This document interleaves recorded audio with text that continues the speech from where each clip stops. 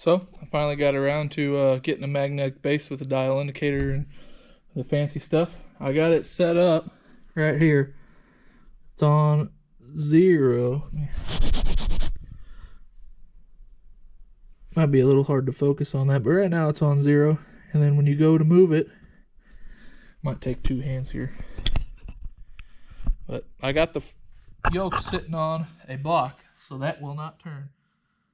So you're just sitting here, right here, moving exactly what it needs to move. You just rock it back and forth a little bit without the yoke moving, and it's at 7 thousandths. So it's in between specs. When spec is 6 to 12, I think, or 6 to 10. So it's a little on the tighter side, which I mean, I always run everything I have a little tighter because I got manual vehicles. I beat on it. If anything, it's going to wear the gears down sooner, which is fine with me. I'd rather wear the gears down and then actually brake because slack and everything. So it's not a big deal. I think it's more than fine to run, and surprisingly enough, like I said, it was probably safe to run anyways because those went right back in the factory holes. Without, I mean, it's all the same. Literally everything is the same. So all you gotta do is put that, whatever you want to call it, that little cup that goes in here and the snap ring on it. I'm gonna clean the rest of the silicone off, silicone it up, put the new gasket on it, and this thing's ready to go. I'm gonna rebuild it with some paint real quick. It's been a while coming for this. This thing's been sitting since LS Fest. I unloaded it off the trailer. I think that Sunday or Monday I got back from LS Fest. I found the drive shaft back here and I laid underneath it, and that's when the carnage showed. But we finally got a new rear end in here. I just finished up putting the locker in it. Gave it a fresh spray paint job here. This is a 14 bolt 6 lug with 373 gears. This is a 10 bolt with 342 gears. So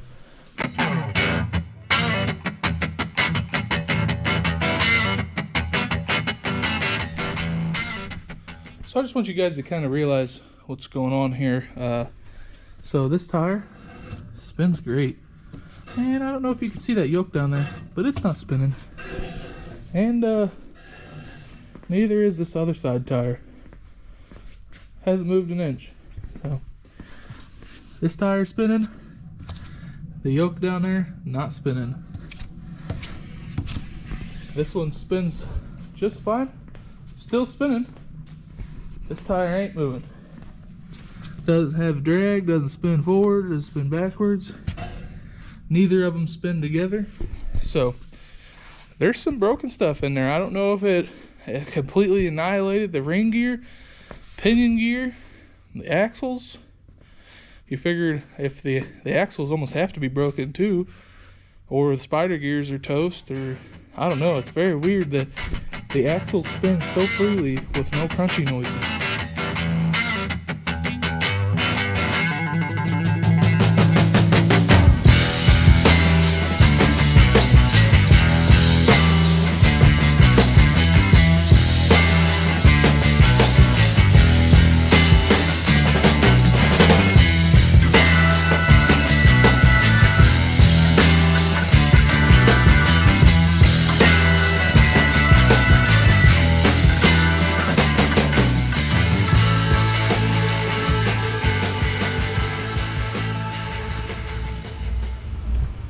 Just like that, it's out.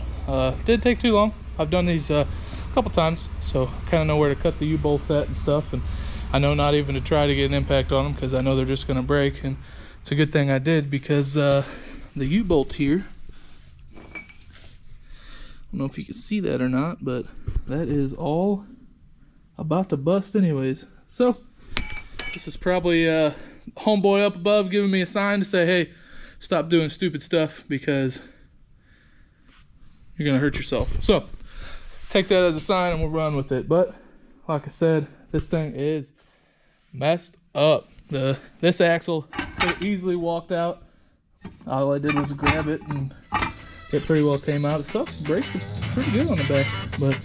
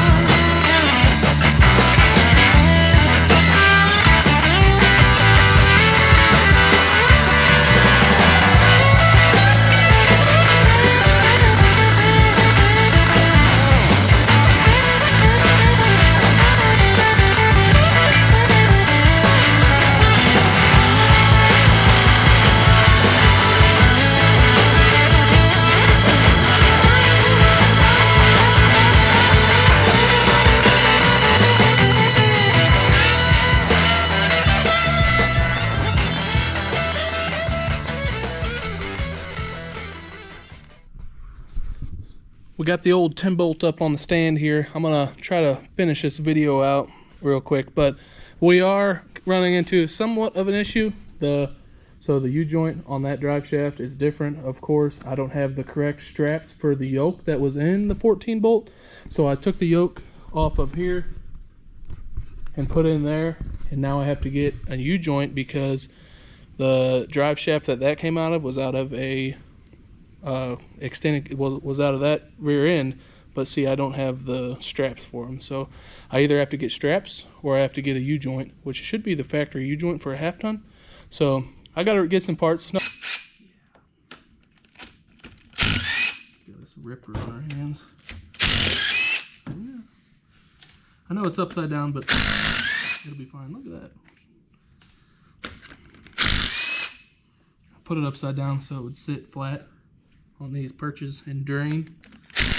But this it's about a little after 10 Sunday night, so I just would rather get the gear oil smell out of the way now than later when I'm in different clothes and stuff. So let's see what kind of carnage we got here. I'll get my little screwdriver out. See if we can get it taken off with our little tiny guy here. See, that's why I took the GoPro out of my hands. Well, that's yummy. Just got a little of a mess. Ain't a big deal, but it's fine. So that right there is most likely a spider gear and part of a G80 locker. So yeah. Oh, well, here's the little locking spring for it. So it's fine. We're gonna take a look at this here. Oh, I didn't even notice this stuff up here. Oh.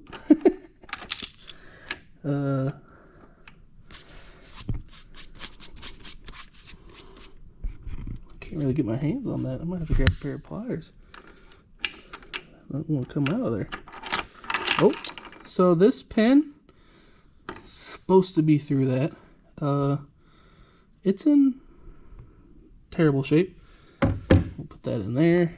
This, I don't know what that is. Maybe it's got to be part of the locker. Maybe. There's more up here. Jesus. So we kind of did this backwards, being this is upside down here. This is, I guess, another piece of the locker. This is definitely a piece of the locker. This is one of the things that spring out. That. Ooh, that's the carrier. Oofta. So there's definitely chunky stuff in here. Ooh, that's all metal. Let's see if we can get some more. Oh, we might have to. Oh. Here we go. So that is the whole carrier decided to bust. I am super impressed right now, honestly, that the ring gear didn't break. My last 10 bolt I busted, the ring gear broke. So we might. That is impressive. I kind of want to pull these 2 bolts out here, see if I can get something. I know that axle shaft comes out, so that should come out. Oh, let's see. Oh, hey, that's still good. That's perfectly good spider gear. But I don't think. Oh. That needs to come out of there. That would make everything easier. But I don't think that's coming out of here. Those might be like, I know it might be hard to see. Lighting, of course, is not very good. But that hole, that's supposed to go on that end of the axle over there. But this one is still connected, of course, because the C-clip's in there. I don't know if the locker decided to break.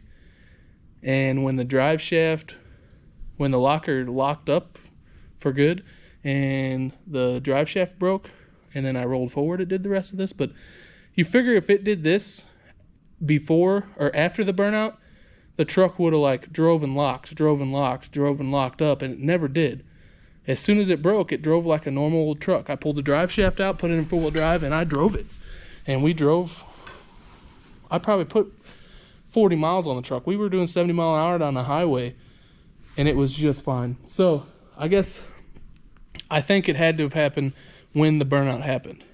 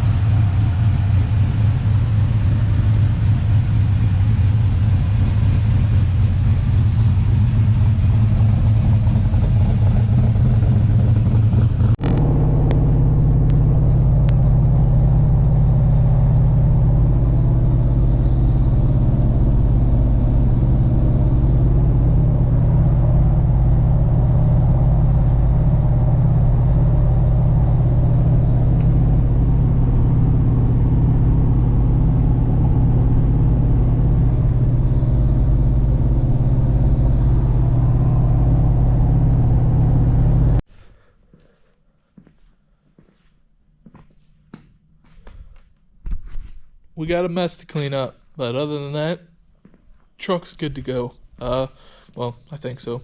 I drove it uptown and back, probably put 20 miles on it or so, ran it down the highway, quiet as can be. I mean, you hear the tires over the exhaust, or over the rear end, and you hear the exhaust over everything, but it's quiet. There's no growl. It's tight. We turned around in a gravel parking lot, cut it all the way, and when you turn it, that tire is just slinging gravel. But if you turn on asphalt, it's fine, it's quiet, which that's what it's supposed to do. So a lot of people think that when you put a locker in there, it's going to chirp going around corners. It's not the case. If you get a good locker, it won't. So the truck is back in action.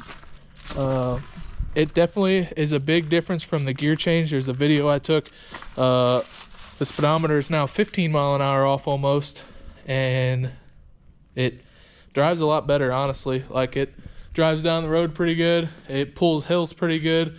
At 55 mile an hour, we're at like 1,500, 1,600 RPM. And then at 75 mile an hour, we're right at 2,000 RPM. So it should be pretty well in the happy range for it. It should get better fuel mileage too. I do have to go through and retorque the U-bolts again. And I still have to swap the front diff out because the gear change. So the front diff's got to be changed, which we just got to pull that one out, put that one in. Shouldn't be nothing but a thing. It is going to take a little bit just because it is kind of a pain to get to everything up there, and to get it down and out of the shackle and everything with the engine in there does kind of suck, but you can do it. It's not horrible, but it's not fun. So now that I know for sure the rear end's good, that's why I didn't put that in yet. We're going to pull this back in here probably in the next week or so, I hope, and put that front diff in there. I'm going to get this cleaned up, and that is going to be the end of this video. It might be a little bit of a longer one than you guys are used to, but I think we did a little bit more to it, and it would have been longer if I would have kept some of the videos that I accidentally deleted. So the truck is back.